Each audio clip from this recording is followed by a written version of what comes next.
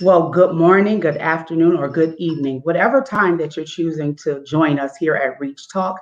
I am your host, Ebony White. My co hosts are away, but I want to first tell you Happy New Year. I'm so excited to just be here in 2022 with you and bring you all of the upcoming events and things that are happening right here in our very own city of Buffalo. So, if this is your first time joining us, you might say, what is Reach? What is Reach about? REACH is Racial and Ethnic Approaches to Community Health. And I am the Community Health Outreach Coordinator with REACH Buffalo. And I am joined today by Annette Colden from REACH Buffalo, our Tobacco Cessation Program right here in the city of Buffalo. Now, listen, we have a phenomenal panel today. We are joined by Chief Alphonso Wright of C District of our Buffalo Police Department. Also, Captain Tommy Champion, Community Policing Liaison, and right here in our very own city of Buffalo. And New York State Trooper, Cameron Fryer. Thank you so much for being with us today. Hello, gentlemen. Good morning. Good morning. Good morning. Good morning. Thank you for having us. Thank you.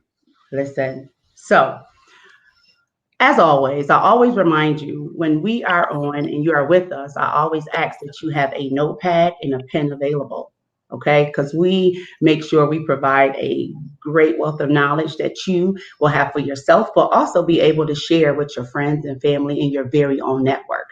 So I just really want to ask our officers who are with us today, where are you from? Are you originally from the city of Buffalo? And what is one of your favorite foods, if you have one? All right, Chief Alphonso Wright. I'm from Buffalo, New York. Grew up and raised in the Fruit Belt, east side of Buffalo. I've always lived on the east side and currently still live on the east side. My favorite food is pizza and wings. All right. I'm Captain Tommy Champion in the Buffalo Police Department. I was born and raised on the east side of Buffalo. I've lived most of my life on the east side and the west side of Buffalo. My favorite food is got to be, I would say tacos. Okay. Trooper Cameron Fryer. I'm also from the city of Buffalo. I grew up on the east side of Buffalo, and I'm going to have to piggyback off of Chief Alphonso Wright's answer. I'm going to have to say pizza and wings. Okay. Now, if you are listening to us and you are not from Buffalo, I need you to get to Buffalo and find out what this pizza and wings is all about, and also these tacos. Okay, so that's what we have. And I'm not going to leave out Annette. Annette, I want you also to tell us where you're from, a little bit about yourself, and what is your favorite food? Okay, I was born right here in Buffalo, New York, but by my accent, I didn't spend a lot of time here. I would then relocated to the Carolinas, and I was raised there. And I ended up coming back to Buffalo maybe about 25 years ago. Still have the accent. And my favorite food, I guess I have to agree. Come on and find out about those chicken wings and pizza. All right, you heard it here. You got to come and see about that. Now, listen, now do all of that in good moderation because part of Reach's work is in nutrition. Okay, so I just want to make sure that you are aware of that, everything in moderation. So I just really want to open up the opportunity to just really hear from our panel on today. So as you can see, we have a host of law enforcement with us today from different sectors of law enforcement. So I just want to really start with what motivated you, either Chief Wright or Captain Champion or Trooper Fryer can answer, or all three. What motivated you to become a part of law enforcement? That's a great question. For me, and this is Captain Champion. For me personally, it was, growing up in the inner city and seeing, different things and seeing a need for intervention in different areas. You saw some crime, you saw some poverty, and wanting to really help out and help my community with that. You even saw some family members who were in need of intervention when it came to certain situations. So, as a kid, you see those things happening and you wish you could do more. And so for me, it was always part of my drive in becoming a police officer. And also being a psychology major, I always wanted to help people resolve their problems. So it was a perfect field to go into for me. Chief Alphonso Wright, I've been in law enforcement over 30 years. And when I was younger, it wasn't many of my my culture on the police department. And I thought things can be done on a much different scale. And I figured in law enforcement, I can help my community a lot better. I can let young men and women see, hey, you can be a law enforcement officer. And I wanted them to look up to police officers. And that's why I've always been into community. I was the first community police officer, one of the first community police officers in the city of Buffalo. So that's why I continue to live on the east side, so I can still help people in need. And that was my major goal. Trooper Cameron Fryer. My father actually motivated me. He didn't push me into law enforcement, but my father's my role model, my best buddy. He was a New York State trooper. And just seeing the way he carried himself, his integrity, his character said a lot about him that he didn't have to say verbally. And that made me want to be like my father. I also saw things in law enforcement, things happening in the media that I felt like I could change. I could affect some change. I heard a Dallas police chief in 2016 when asked about ways that he thought the system could be fixed. He said, we're hiring. And so to me, that was a direct correlation to, if you want to see change, be willing to be that change that you want to see. Amen. So that motivated me. Absolutely. Awesome. So you know what? I'm going to segue way back to you, Trooper Fryer. So when you brought up and you mentioned that if you want to see change, be the change. So here we've also spent some time talking about social determinants of health, the place where you live, work, and play, right? And there's so many things that impact that, and employment is one of those things. So I want to ask you, what are the requirements for having a career as a New York State police officer? The requirements are simply, you must be at least 20 years of age to apply, no older than 29, unless you have active duty military service. We will extend your application process 1 year for every year of active duty military service, up to 7 years. You also must have a high school diploma or a GED to take the exam, and you must be a United States citizen. So these are just the requirements to apply for the New York State Police exam. By the time you are actually hired, you will need 60 college credits, but you can sign up for the New York State Police exam today. It is open enrollment, is open right now, and you just have to be between 20 and 29, unless you have the active duty military service, have a high school diploma or GED, and be a United States citizen. Wow, I just made it. I'm a little too old. Go figure. That's a little ha-ha moment for me because I'm way older than 29. But nevertheless, as we just talk about opportunities, I hope that you had the opportunity, to our viewers and listeners, that you had the opportunity to take that in as we are in a new year, a new opportunity to really be the change that you want to see in your community, as Trooper Fryer shared with us. So what does the New York State Police selection process actually look like? What does it look like, and what are some of the fields available currently, vacancies currently with the New York State Police? Okay, Trooper Fryer again. The New York State Police selection process consists of, well, first it starts with filling out the application. The application is open. You can go to our website at joinstatepolice.ny.gov, joinstatepolice.ny.gov. The second tab down says apply now. That will start your selection process. After that, you must pass the entrance exam. The next step is a physical ability test. After you scored, you've had your place on the list. When they contact you, you'll take a physical ability test. Then if you pass that, you have a background investigation and a polygraph exam. And after that, you have a medical exam. If you pass all of those preliminary qualifications, then you will be granted conditional offer of employment, and you will be hired for the New York State Police Academy.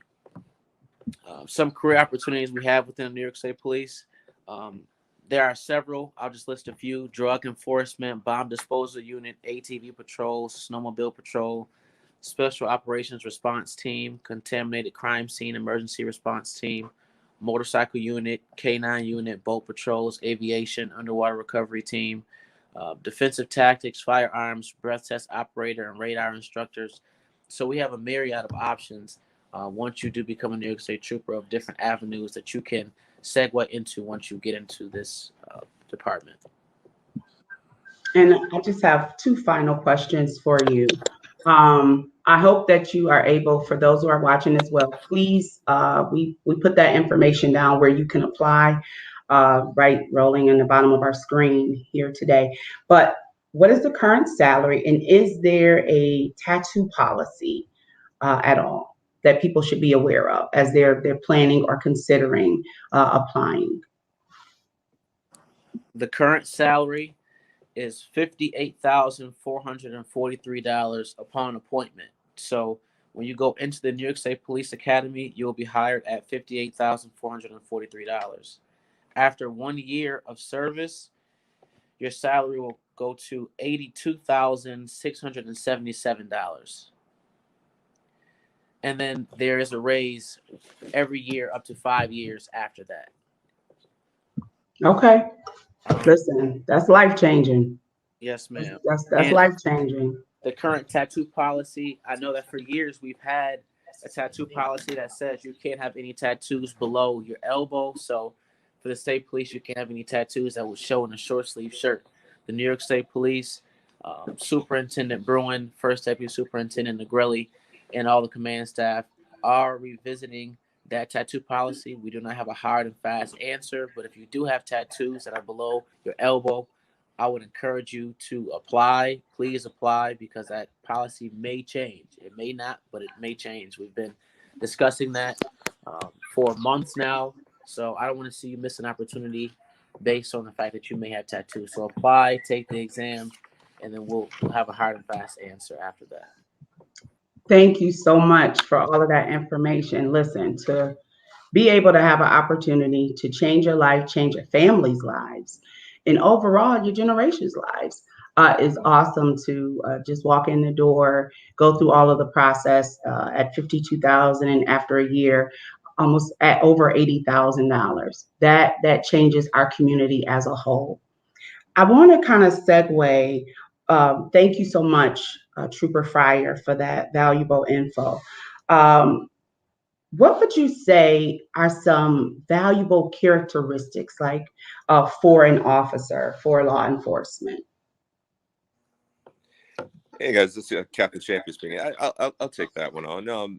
I think there's a lot. I think law enforcement we wear many hats, and law enforcement does many things for society. So there's a range of characteristics that we have to have, and I think of utmost importance, empathy is number one, right? Because anytime that you're dealing with people, you are in the business of helping people first and foremost. And I think a good officer can never forget that.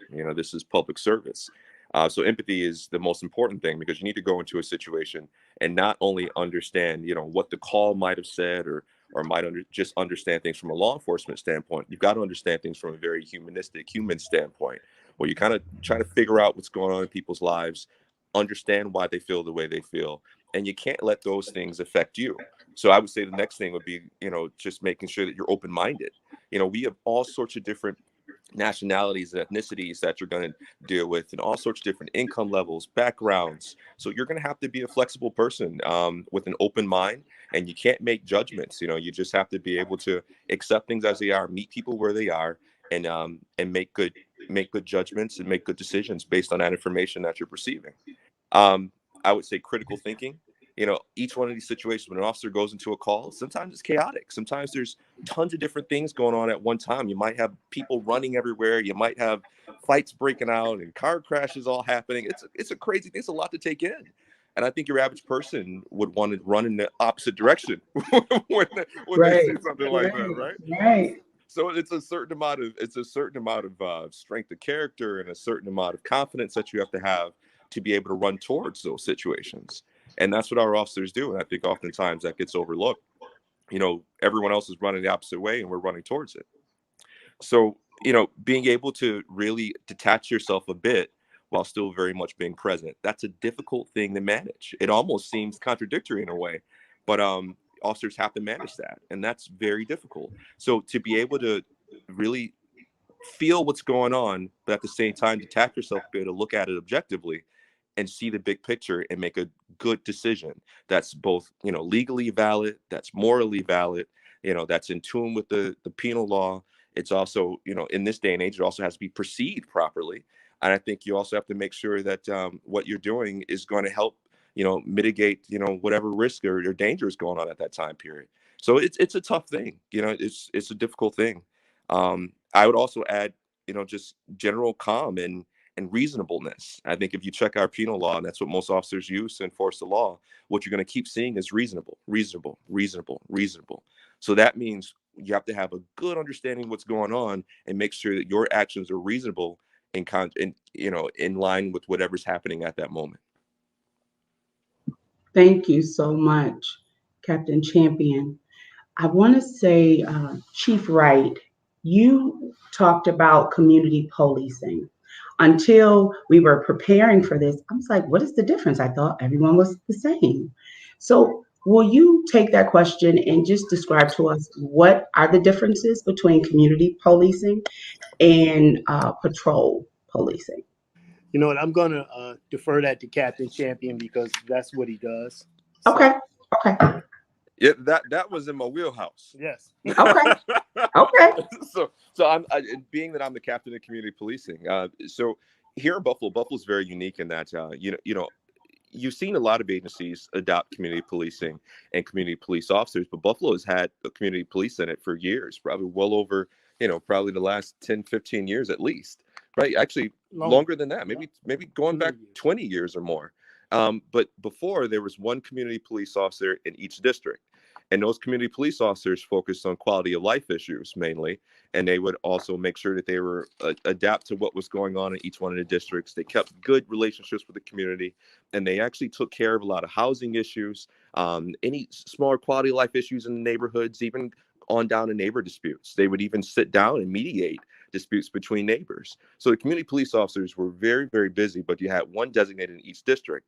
But I can say Buffalo is very unique in that we very much encourage all of our police officers to take a community policing stance in relation with our citizens. But the regular patrol officers, they're usually very, very busy answering all the 911 calls as they come out. So whenever those 911 calls come out via dispatch, the patrol officers are the men and women who actually accept those calls and respond to those addresses where those incidents have happened. So that's what the patrol officer generally does throughout his tour. And the community police officer spends their day handling block club community issues, quality of life issues, housing issues, and making sure that they're in tune with what's going on in their community and helping people out in a more personalized way.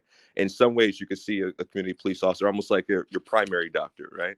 Like, whereas, patrol oftentimes are almost like the emergency doctor. They're the ones you call when there's an actual emergency. They're the ones who are dealing with that and handling that in the moment. Whereas the community police officer is the one who actually gives you that personalized care when there's something that's more of a quality of life issue that needs to be addressed. Awesome. So what I'm going to do is because you talked about how the community police officer really is engaged in the community and being able to have the benefits to the citizens while the patrol are addressing those 911 calls. So I'm going to segue to Annette. Annette, I want you to talk about the partnership that we have with the Buffalo Police Department with Reach Buffalo.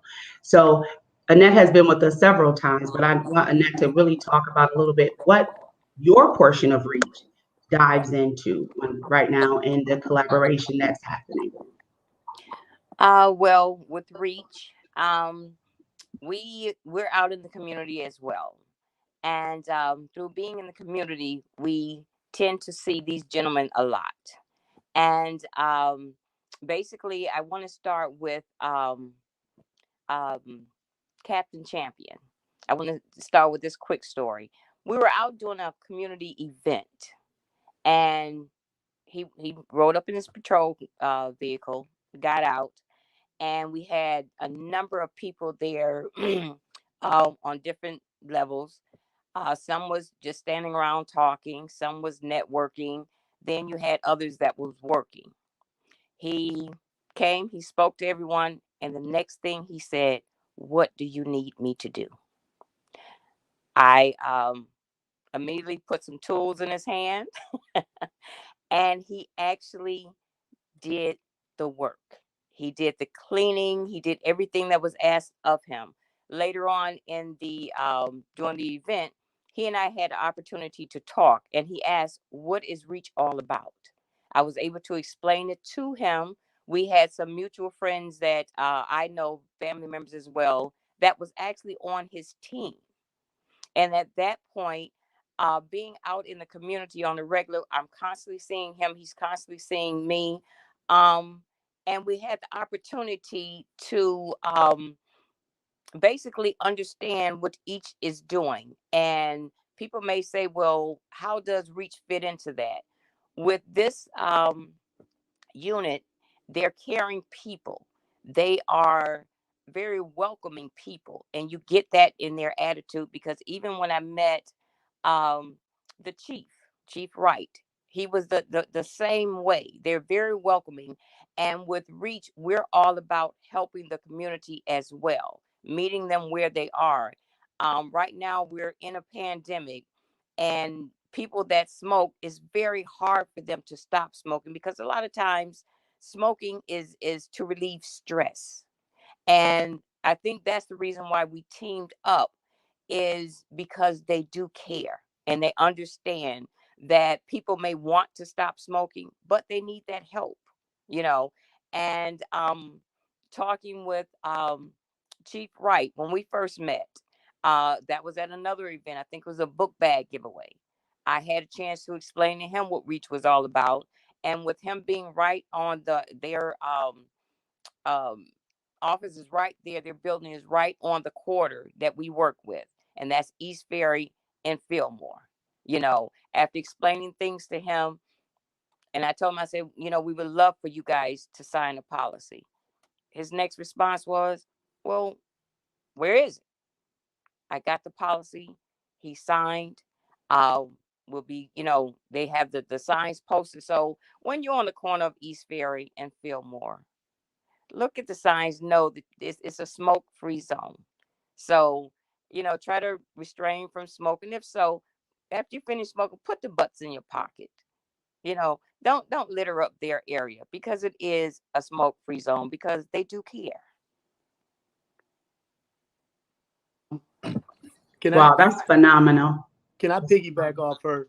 Go right ahead. Go ahead. She has she's great. Yes, She's an is. excellent person to talk to. She make you feel welcome, and that's right up my alley. I lost my dad because we couldn't get him to quit smoking, and my dad was my hero. Like Cameron Fryer said, and I've lost a couple of friends. So, that smoke-free environment, those signs here are just, she's great. She is. So I really appreciate you. That's awesome. And That's I think, awesome. and I think it fits in with a lot of our efforts to try to promote more awareness when it comes to our overall health and longevity in our community.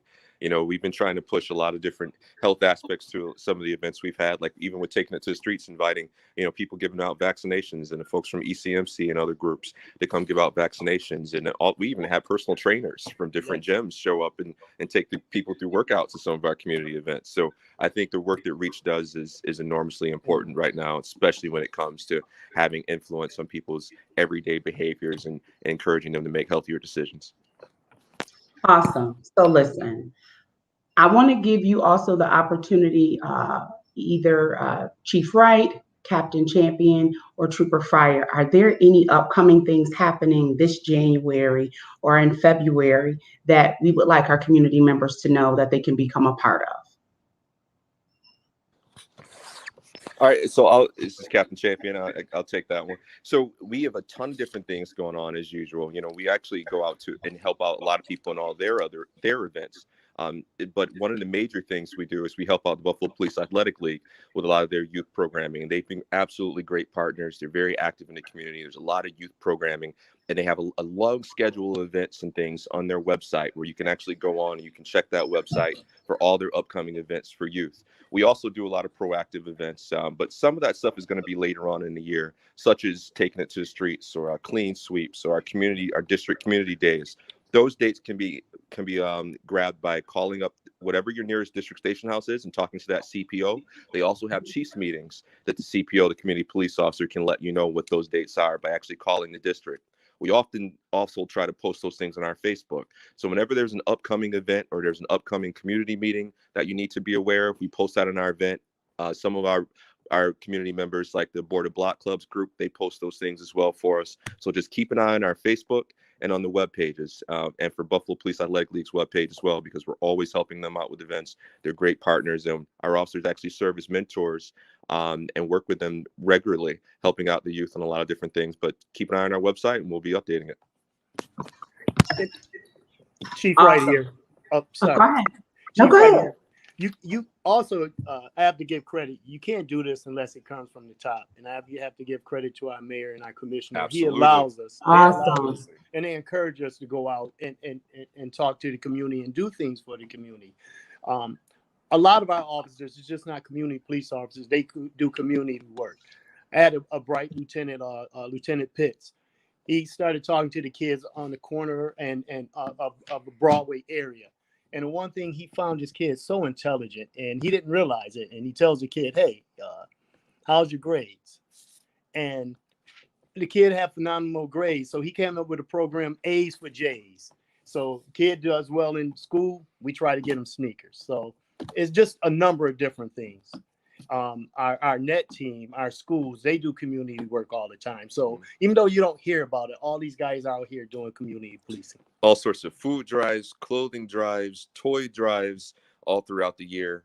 We try to plug in. It's hard sometimes with law enforcement because we're so busy with the calls and everything else and all the other emergency things going on. But we try to plug in as much as we can and to try to help out our community in every way that we can possibly. Listen, this is awesome. Awesome. What a way to start your new year with a beautiful sense of community. Everything that is happening, all the way down from our very own Mayor Byron Brown, what is happening with our Buffalo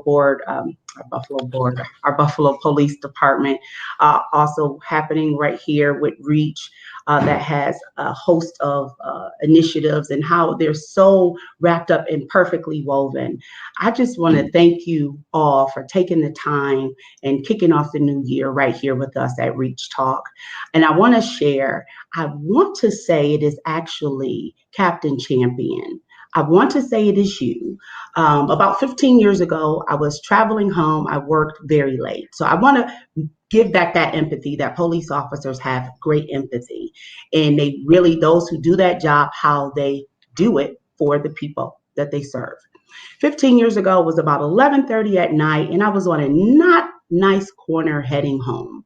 And the police car pulled over to the side as I stood out with my children coming from my daycare, trying to make my way home. And they said, "Hey, get in the car." And I'm like, "It's a cop car. It's a cop car." I don't want to get in the car. But it's 11:30. But I'm really scared, the fact that I'm actually out here. But I'm just trying to make it home. And that was my way home. That meant so much to me, Right, that my very own police officer in my city thought that enough of the young woman with the 3 children trying to head home. That had so much humility and compassion for me on that night. And I just want to tell you, thank you. Kudos to all of you that do this day after day.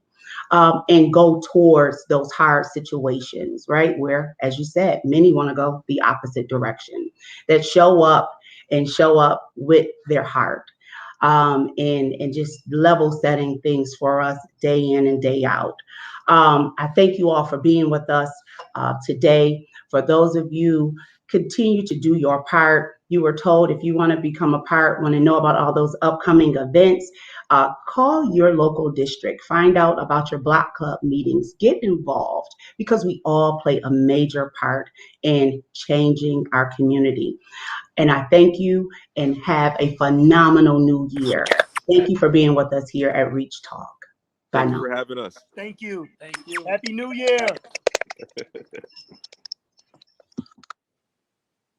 Reach Buffalo, promoting a healthy community. Reach, racial and ethnic approaches to community health locally in Buffalo to reduce racial and ethnic health disparities and rates of chronic disease. We want to make a change by reducing exposure to tobacco in housing and work areas, by increasing access to nutritious foods, by creating a breastfeeding community, by increasing referrals to primary care and community health providers, and by implementing community work groups. Reach Buffalo will concentrate on Ferry Street itself, as well as a community that resides within 4 blocks to the north and south of the corridor in 5 zip code areas: 14208, 14209, 14211, 14213, and 14215 in Buffalo, New York, with disparities in rates of chronic disease. Get involved. Ferry area residents will have an opportunity to have a platform to voice their opinions, organize, and make decisions in these efforts. For more information, you can contact Ebony M. White, Community Outreach Coordinator, at 716-268-2954.